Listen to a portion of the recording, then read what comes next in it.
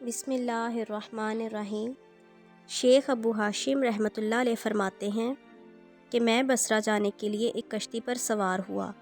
اس پر ایک شخص اور اس کے ساتھ اس کی لونڈی بھی تھی۔ جب کشتی چلنے لگی تو اس مرد نے کھانا طلب کیا۔ دسترخوان پر کھانا رکھا گیا، پھر کہا اس مسکین کو بھی بلا لو، ہمارے ساتھ کھانا کھائے۔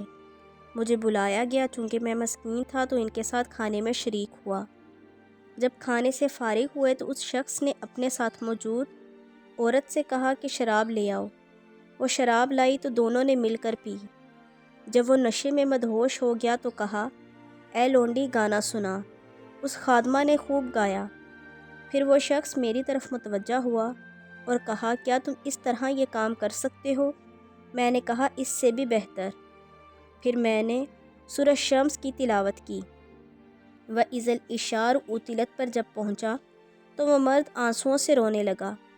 پھر جب میں نے وَإِذَا الصُّحُفُ نُشِرَتْ تک پڑھا تو اس مرد نے کہا، اے لونڈی چلی جا، تو خدا کی راہ میں آزاد ہے، اور جو کچھ شراب اس کے پاس تھی سب پانی میں بہا دی۔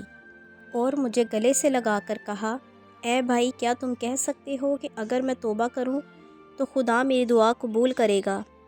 میں نے کہا، اللہ تعالیٰ توبہ کرنے والوں اور گناہ سے پاک ہونے والوں کو دوست رکھتا ہے۔